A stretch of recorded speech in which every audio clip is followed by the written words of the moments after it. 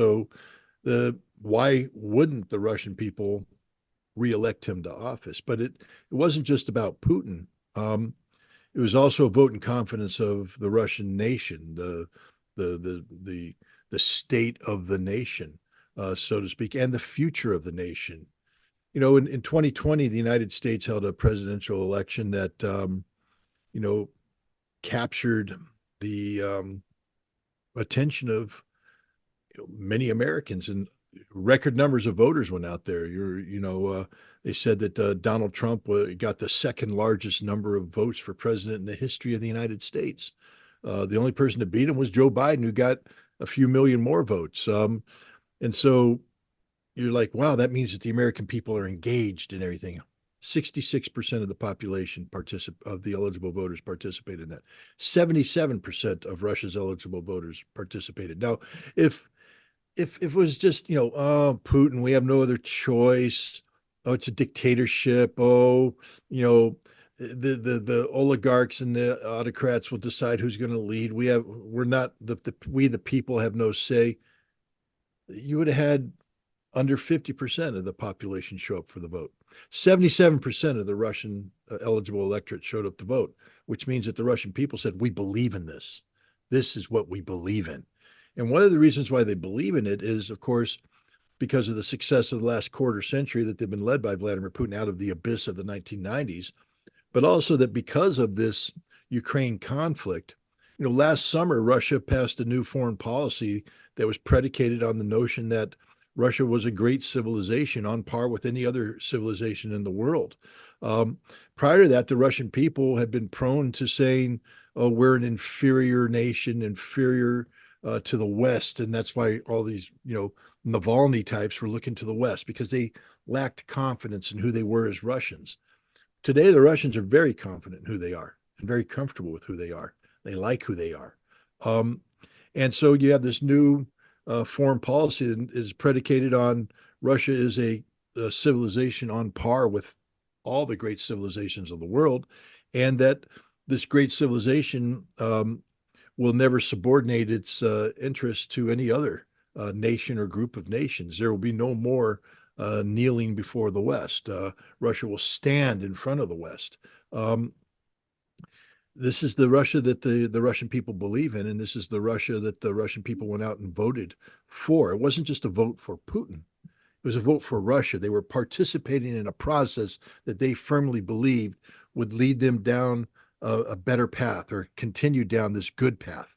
And it's an absolute failure of policy on the part of the United States and the West, because not only has what they've done backfired, but it's strengthened Russia. I talked with Paul Carrick-Roberts. He was criticizing Putin's attitude toward this war since this war started. He said he's so patient.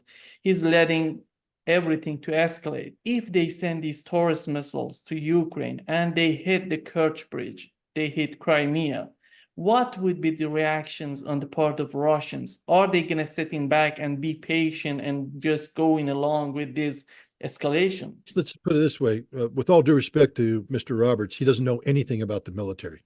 He doesn't know anything about war. Nothing. I would like to remind him that Russia's winning this war. Does he want Russia to lose this war? Because he's basically criticizing a winning policy posture. He wants Russia to lose this war because if Russia, I'd like to introduce him to the concept called the OODA loop. It's derived from John Boyd, an American fighter pilot. The Marine Corps adopted it in the 1980s to get us focused on maneuver warfare, how to maximize your potential.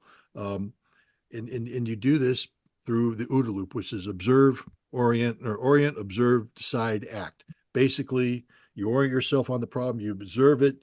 From that observation, you make a decision to act, and then you start all over again. Once you act, you see how the enemy reacts, observe, reorient, make a decision, and then do it. And then the enemy has to react to you. If you get inside the enemy's decision-making cycle, you're in control.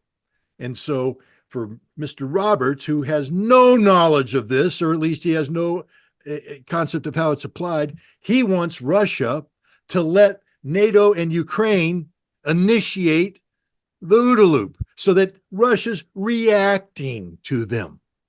And once you start reacting, they're inside your decision making loop and they're going to beat you. Russia isn't playing that game. Russia is in charge. Everybody's reacting to Russia. Russia's not reacting to them. And that's why Russia's winning. Hitting the Kerch Bridge. Would it be the first time the Kerch Bridge was blown up? Nope. Be the third time. What did Russia do the other two times? Throw a temper tantrum? React? Overreact? No. Patience. Because Russia has a strategic vision. Russia has a game plan. Russia's winning. Russia's winning. Russia's winning. For all the people that criticize the patience of Putin, you're just proving how stupid you are, how ignorant you are, and you have no idea of why and how Russia is winning this war. You think you could do it better, but you can't. Russia's winning this war because of it's not the patience of Putin. It's because Putin has confidence in the strategic vision and how they're implementing it. And he's not going to let Ukraine and NATO get him to deviate from that. And how do you deviate from that? By doing what they want you to do, by overreacting to a provocation. Jake Sullivan is trying to convince Ukrainians that Russia's objective was to wipe Ukraine off the map. Russia has already failed in all its objectives. And the other objective, in his opinion, was to crush the democratically elected president of Ukraine. How much of these things that Jake Sullivan is putting out were the Russian objectives since this conflict started? Well, we know for a fact that, Jake Sullivan's wrong.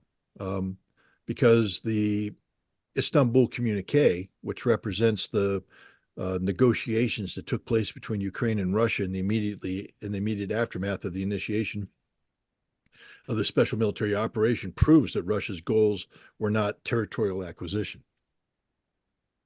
Russia, of course, would keep Crimea, but Russia, reconquered or reabsorbed Crimea in 2014. It wasn't part of this current conflict. Russia also, said that the Donbass would be the independent status of the Donbass would be recognized pending some sort of referendum that would decide which way the Donbass went. But it wasn't about automatically absorbing it. And we know, the Minsk Accords from 2014 to 2022. The Donbass had wanted to be absorbed by Russia, but Russia wouldn't because they respected the territorial integrity of Ukraine. And the Istanbul communique reflects this respect. Zaporizhia and Kherson would have gone back to Ukraine. All the territories that Russia had occupied around Kiev, Sumy, etc., were going to be returned to Ukraine. So Jake Sullivan is just lying.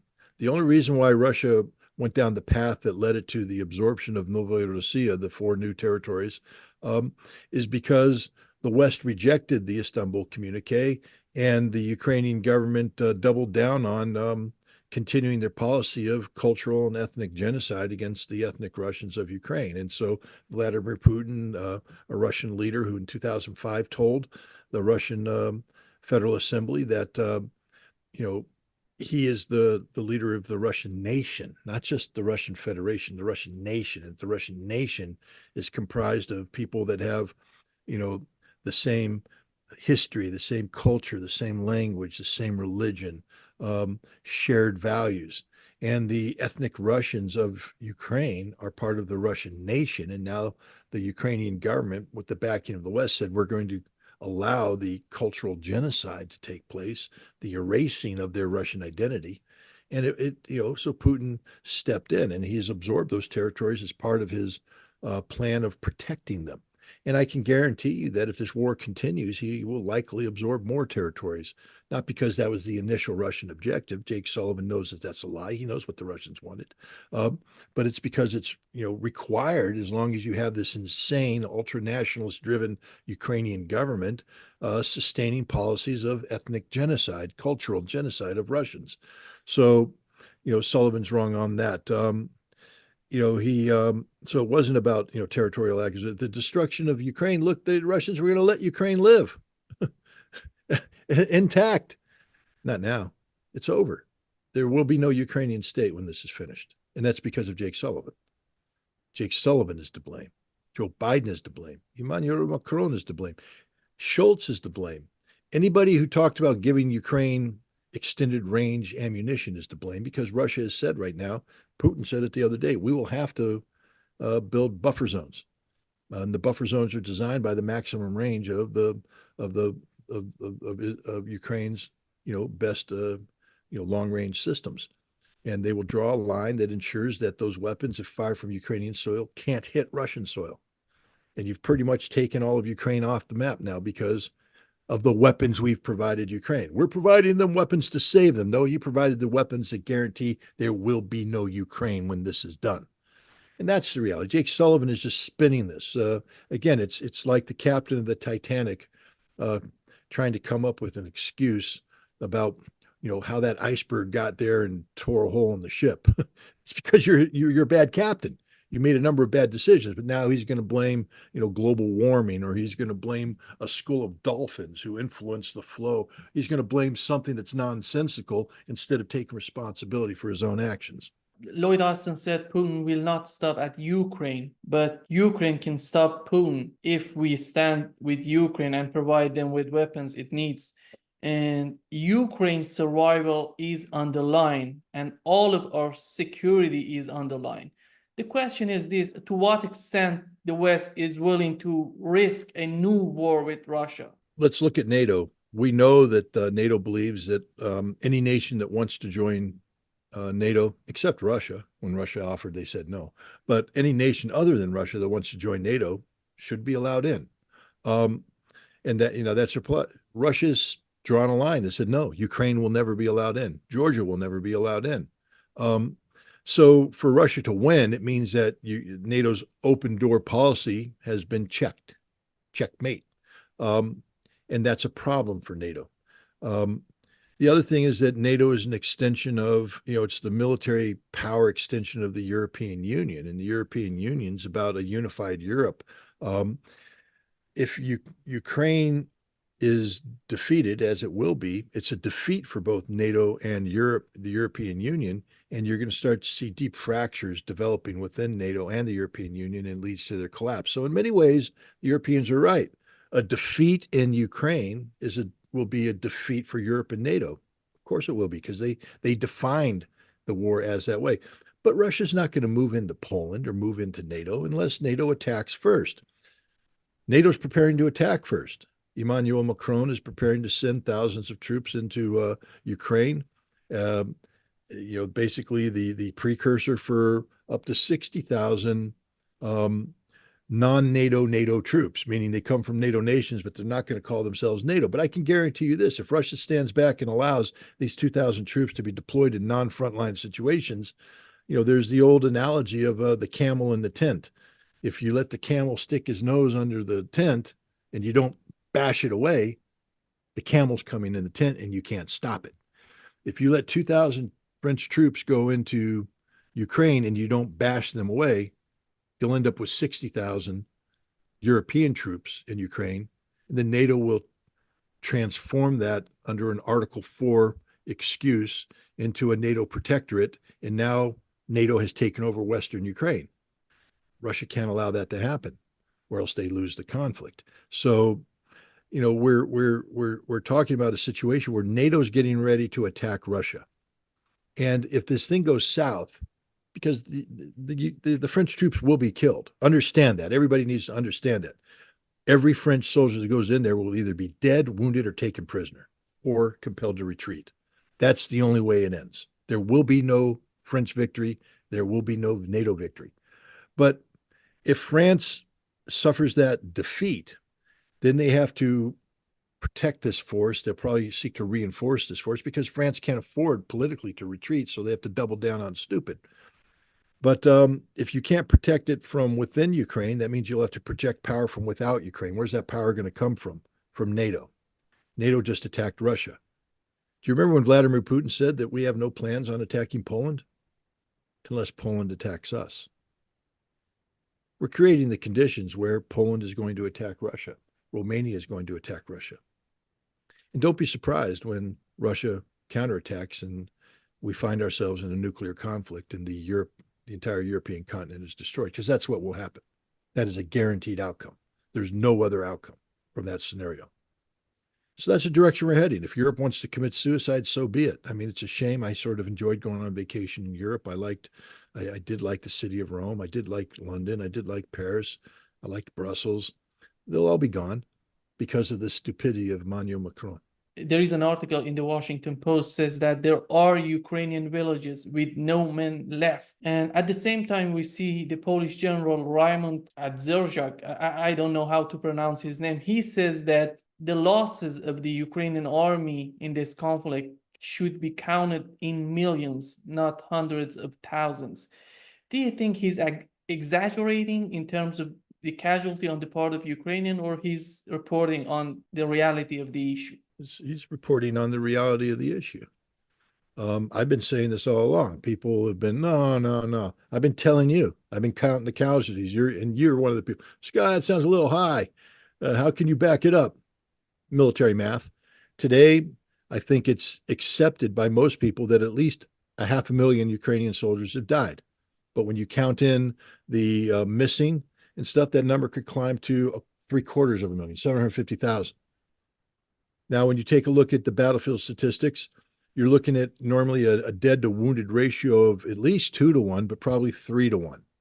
All right, so if we say 500,000 dead Ukrainians, that means a minimum of 1 million wounded Ukrainians, or 1.5 million. That's 2 million right there. We say 750,000, we're getting up over 3 million. The Polish general is 100% correct. Millions of Ukrainians soldiers have been casualties in this war. Doesn't mean they're dead, but it means that millions have been taken off the battlefield. When Ukraine started this conflict, we were talking about, 250,000 active duty troops, another 700,000 reserves, territorialists, etc., to a force that was probably just under 1 million strong. 3 times that many have been taken off the battlefield. This is the reality of this war. This is the reality of this war. Lindsey Graham is talking about changing the law in Ukraine to send younger people to this conflict. Do you think that would change the game in Ukraine? And the other question would be, who's going to take these people accountable for what they're doing right now, for putting out statements that doesn't fit with the reality on the battleground in Ukraine? I don't know who's going to hold them to account. I'd like to believe that people with a moral conscience would. First of all, by ignoring them and not paying any attention to them, don't platform them, and second of all, to bring them to justice. And I'll let people decide how you bring them to justice. I mean, hopefully they have a system of justice they have confidence in, so that these people can be arrested and tried in accordance with the rule of law and punished accordingly. But we all know what happens when people lose confidence in the justice system. Vigilantism takes place. I'm not a big fan of it, but you put yourself at risk when you behave in a manner like Lindsey Graham and others. You create the need and necessity for vigilantism, because otherwise there will be no justice. He's a criminal, straight up criminal, and the vast majority of the people that articulate policy solutions that are similar to what he does are likewise criminal and must be held accountable for. Otherwise, they're just going to continue their criminal acts. And, even if only a certain percentage of their policy options are enacted, Lindsey Graham was a fervent supporter of this conflict. He's responsible for 3 million Ukrainian casualties. How does he be held accountable to that? How many life sentences must he serve? I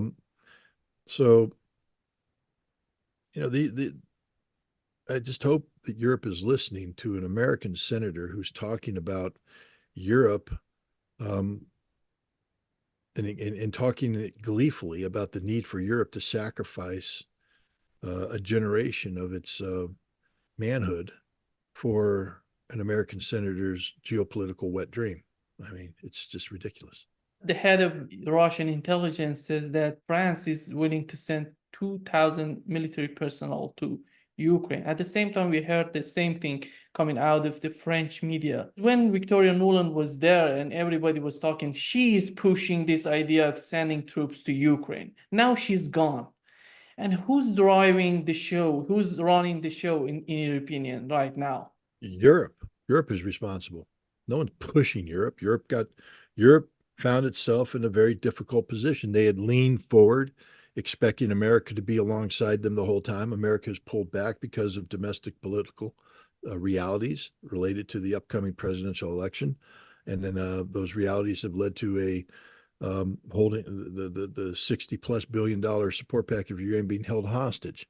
And they're not going to be released because it gives the Republicans leverage over border security issues and money therefore derived.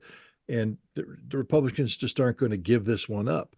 And so Macron is leading forward. Macron wants to be the leader of France. He wants to be the leader of Europe. And he thought he could do so with America's backing, but now he realizes that if he backs down, blaming America isn't enough. He's going to be called a weak leader. So he's trying to look strong, posture strong, and the rest of Europe's trying to look strong with him.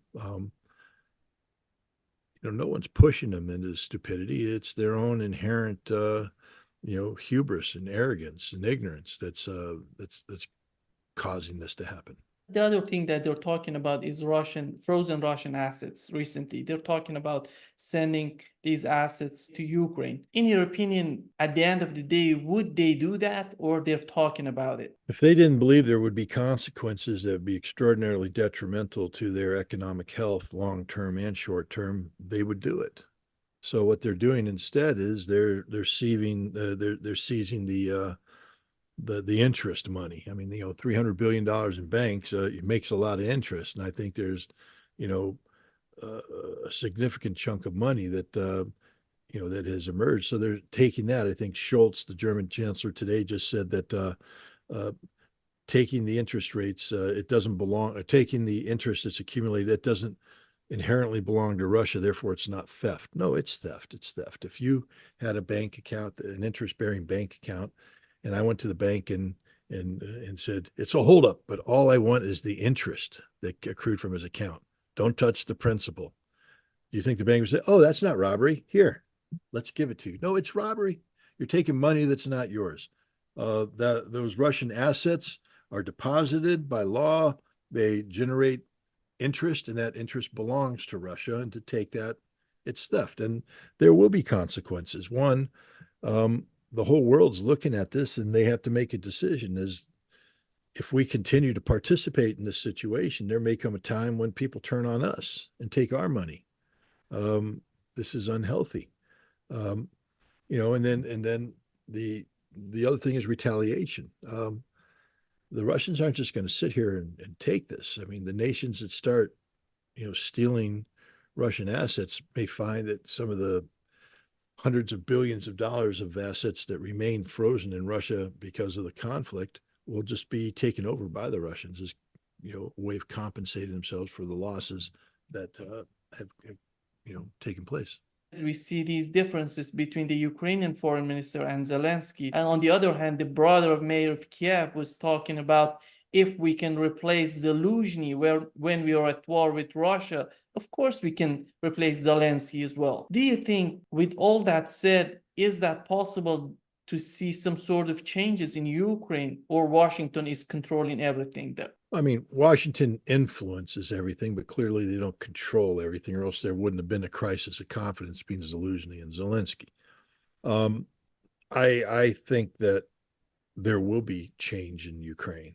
It won't be democratic in nature. It would be more linked to a military coup d'etat or a military coup in conjunction with political opposition. But either way, I think Zelensky is a failed leader and is growing, is not so gradually being recognized both inside Ukraine and around the world as a failed leader. He is the problem, not the solution.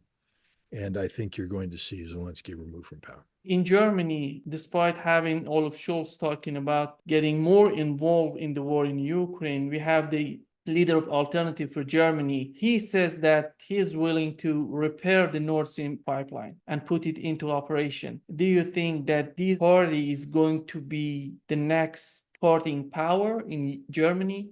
We'll see. I don't think so. I mean, I'd like that. I'd love that kind of policy, but I think it would be inherently stabilizing for all parties involved. But democracy isn't Germany's strongest suit. It's a nation that governs by fear, intimidation. Um, I think you'll find that there is a party who has been given the has been tapped to be the future of Germany, and they're going to work to make sure they stay in power. And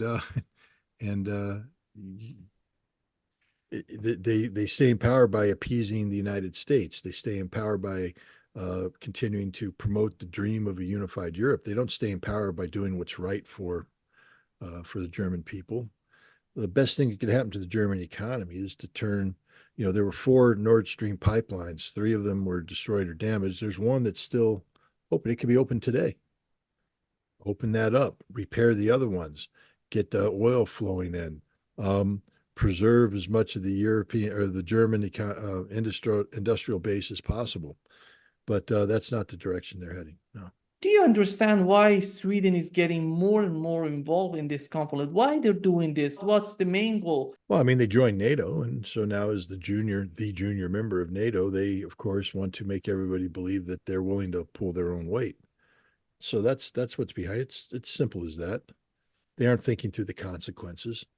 They don't realize that by empowering people to believe that more military force is the solution, not less, they're creating the conditions for the scenario that was described earlier: 60,000 non-NATO forces deployed into Western Ukraine in open conflict with the Russians. And then Sweden will find out the hard way what it means to be a member of NATO. They'll be destroyed as a nation state. So that seems to be what's behind it. Simple appeasement. Sweden is like the junior member of a team who's trying to be seen. Me, I can help. When you join a team, want to be a member, you're like, anything I can do, I can stay after, I can buff the floors, I can get you coffee in the morning. I want to make myself valuable. And that's what Sweden is. It's a pathetic little juvenile act by a nation that long ago lost its ability to think and operate as a sovereign state. It seems that the Biden administration is still thinking of continuing this war. And do you see it's a political move on the part of the Biden administration? And when this presidential election 2024 is over, they're going to change their attitude, or they're going to, if they stay in power, they're going to have the same attitude toward Russia? I think right now you have a policy that's predicated on using Ukraine as a tool to weaken Russia. Russia's in the process of destroying that tool. And if that was the only tool you had to accomplish the job, and you suddenly find yourself toolless, you might have to reevaluate your approach. You want to chop down a tree, you got an axe. Axe breaks. Suddenly you're going to look at the tree and say, maybe I'll just use it for shade because the tree's there, it ain't going away. Plus, there's other things going on. We have BRICS, we have de-dollarization, we have a changing global environment. I think the Biden administration understands that they're running out of time on Ukraine, and if they say if we lose, I say when they lose, and they are going to lose. It's a matter of mitigating the consequences of defeat. Can you get a better deal coming out? Can you negotiate something that preserves, a modicum of dignity and pride? Because that's what this is about. This is about politics. I firmly believe that the Biden administration does not want Ukraine on the ballot in November. So what does that mean? Do you think the Biden administration could turn this war around by November and declare victory? That's the answer. Shake your head no, because that's the answer. They're not going to do that. So they need this war to be over by November. There's the answer we want. And they're not going to win. We know they're not going to win. So it's just a matter of defining how they're going to lose. And that's where we're at with the Biden administration. but it's also a political game. They want to mitigate. So the posturing you're seeing from the Biden administration isn't necessarily because they believe they're going to get the money out of Congress and change the thing. It's because they're looking for a scapegoat. So they're calling the situation in Ukraine dire, and they're saying if this doesn't happen, a dire situation will occur, knowing that it's not going to happen and the situation isn't that dire, but creating the opportunity to say it's the Republicans' fault. So the Biden administration isn't distancing itself too far from its original policy objectives of undermining Russia, destroying Russia, etc. But they want people to believe that they were serious about this, knowing that it's going to fail and trying their best to deflect the blame for that failure on the Republicans. And that's what's happening. It's a stupid political game because we're in the silly season of American presidential politics. One of our audience wanted me to ask you, how do you see the future of these small Baltic states, Finland, Sweden, with what's happening right now in Ukraine? How do you see the fate of these countries? If Europe is smart and they can get an off ramp that ends the conflict in Ukraine by basically giving up Ukraine, Russia is not going anywhere. They're not going to attack anybody. But if Europe creates the conditions where they try to put a 60,000 strong NATO force into Western Ukraine, then protect it with Article 4 protections, and they get in a shooting match with Russia, the Baltic states will cease to exist. Finland will lose its capital city of Helsinki and significant territories because Russia is going to protect St. Petersburg, and Sweden will lose Gotland Island. There's your new reality.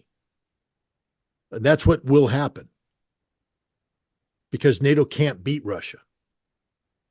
And if NATO wants to put nuclear forces on the table, then Europe will cease to exist. So everybody, Russia will not attack Europe. They will not initiate this attack.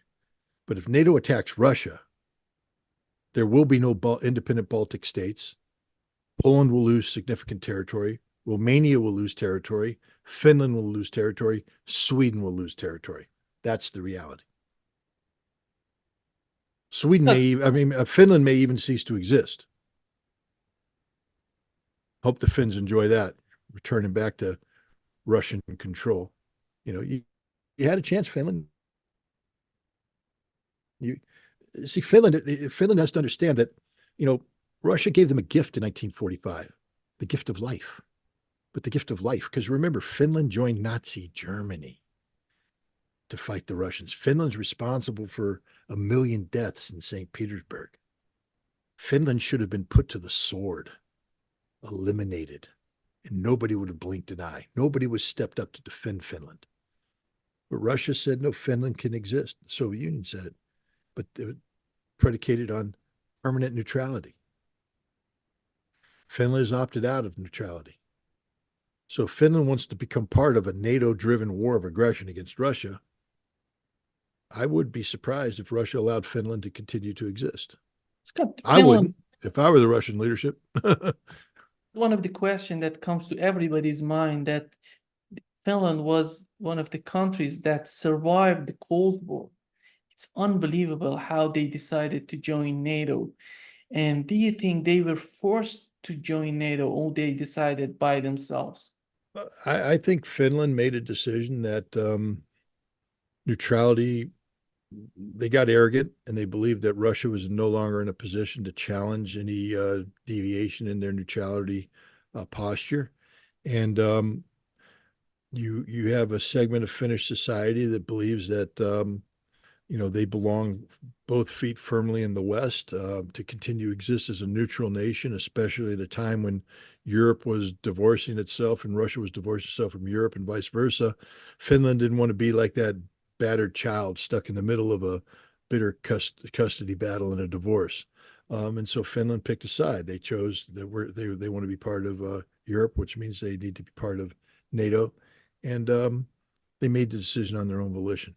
In your opinion, if Trump wins, he's going to be able to distance Russia from China or making this partnership weaker? How do you see the future if Trump wins? Trump's not going to be able to weaken the ties between Russia and China. He may want to, he may think he can, but he won't.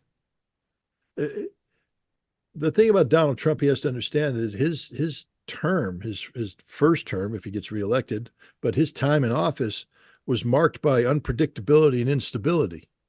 Yeah, the U.S. markets succeeded to an extent. I know that my 401k was looking pretty good under Trump, not looking good today under Biden.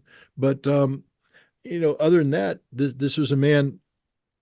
Anatoly Antonov is the Russian ambassador to the United States, and I just had lunch with him. His favorite word is predictability from a diplomatic standpoint. He says what he seeks above all else is predictability. Because then when you know what's going to happen, you can craft the appropriate policies. You might prefer this happens, but if it doesn't, at least you know what you need to do in response. Predictability. Donald Trump is the epitome of unpredictability. And so that means that the world is going to be very inefficient, very chaotic. Um, the Chinese base their model of interaction with the world on the economy. Economies flourish with predictability because you can make long-term business plans, you can make investments, and you can anticipate outcomes. Economies flounder with chaos and unpredictability. So is Trump going to go to the Chinese and offer them what? Chaos, anarchy, unpredictability? No, predictability. But to do that, Trump would have to turn his back on those who got him elected. Um, Trump's not going to do anything regarding China and Russia. Nothing. He doesn't have the intellectual capability to envision how to do it responsibly. He doesn't have the political support to get away with it, and he doesn't have the moral, fortitude to act on his convictions. He acts on very shallow political interests. That's it. Do you remember when Vivek Ramaswamy said that if Taiwan is not ours, we can destroy Taiwan? How much of this is the official policy? I'm talking about the policy of elites, the blob in the United States. Well, first of all, you have to understand that this gentleman has no military experience, no experience at all. He's he invested in a biotech, I guess, and or pharmaceutical, and lied and made a lot of money, and that's it. So he's an unethical businessman. So when he talks about bombing, first of all, he's never received a military briefing from the Pentagon, so he doesn't know what the Pentagon's plan is. So for him to sit there and speculate about bombing, that's purely a construct in his sick imagination. It may be reflective of other thinking because people, applauded and supported him, but he didn't get enough support to stay in the election. So, he's a minority, he's a minority opinion on this, and it's based upon ignorance. That doesn't mean that in a war we wouldn't bomb those chip factories, but I would imagine that would be more of a collateral consequence of conflict as opposed to the principal consequence. We're not going to war in Taiwan over computer chips. It's a broader issue than that. Computer chips are important, but we're not going to war. If we go to war or over Taiwan with China, it won't be about computer chips. First of all, why would he bomb them? Because he wants to deny the access of China to that technology? Too late. By sanctioning China and trying to shut the door, China's already overcome many of those hurdles, and they will overcome it in the future. So by bombing the factories, if you think you're harming China, you're not. You're just denying, the global supply chain, which China has learned to dominate in other ways. I think it's an extraordinarily stupid, policy stance, and the fact that many Americans support it and continue to support it just shows you, what kind of nation we've become, where we think it's good to bomb factories, to deny their people, bomb factories of nations that aren't our enemies, to deny people jobs simply because we're afraid of a certain technological capability. How weak do we have to be as a nation to be afraid of China gaining access to certain kinds of computer chips? How weak do we have to be willing to say, we'll go to war with that, we'll drop bombs, we'll kill tens of thousands, maybe hundreds of thousands, maybe millions of innocent civilians to protect the chip market? Any nation that embraces a policy of that nature is a nation that's not worthy of support.